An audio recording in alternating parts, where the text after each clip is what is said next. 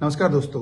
सचिन पायलट राजस्थान और देश की राजनीति के लिए इस नाम के अपने मायने हैं।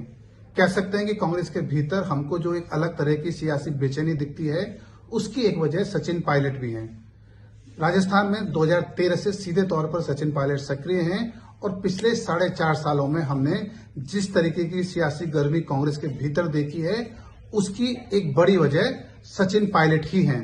कल उन्होंने टोंक से अपना नामांकन दाखिल किया और नामांकन में उन्होंने इस बात का जिक्र किया कि वे अपनी पत्नी से अब अलग हो रहे हैं।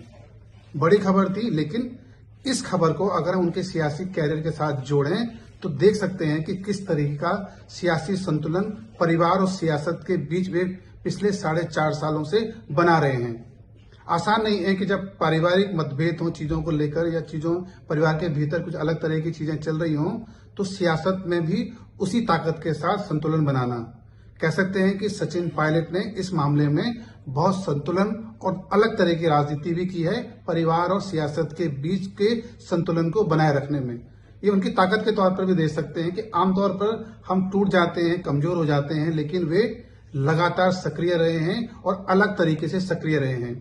इन्हीं 4.5 सालों में जब उनके पारिवारिक रिश्तों के बीच कुछ अलग तरह की बातें चल रही थी, उन्होंने सियासत में भी कुछ बड़े कदम उठाए और मानेसर कह सकते हैं कि जिस तरीके से उन्होंने मुख्यमंत्री अशोक गहलोत को सीधे तौर पर चुनौती दी और उस चुनौती के बाद भी जिस तरीके से उन्होंने कांग्रेस में अपनी उसी ताकत के साथ वापसी की और आज CWC के वो मेंबर हैं और टिकट किसको मिलेगा किसको नहीं मिलेगा, इसमें वो महत्वपूर्ण भूमिका निभा रहे हैं।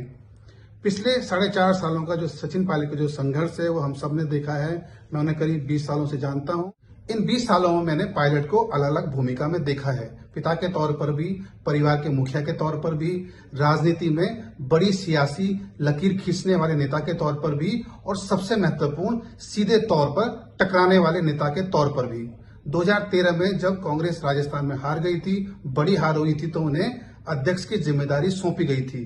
जिस तरीके से उन्होंने जमीन पर काम किया और ताकत के साथ कांग्रेस की राजस्थान में वापसी कराई, उसमें पायलट की भूमिका सबसे महत्वपूर्ण थी। टोंक से फिर उन्होंने नामांकन भरा है और इस बात को लेकर कोई संदेह नहीं है कि वे पिछली बार के मुकाबले इस बार भी अधिक मतों से जीतेंगे। लेकिन क्या टोंक से उनका जीतना ही राजस्थान में सबसे बड़ी जीत होगी या वे टोंक तक ही सीमित उनकी सियासत रहेगी? बीजेपी अगर राजस्थान में सरकार बनाती है तो सचिन पायलट की अलग भूमिका होगी।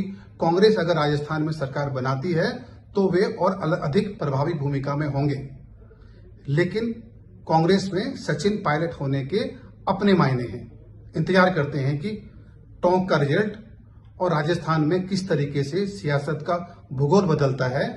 सचिन पायलट हमें किस भूमिका में और किस चेहरे के साथ राजस्थान में दिखाई देते हैं।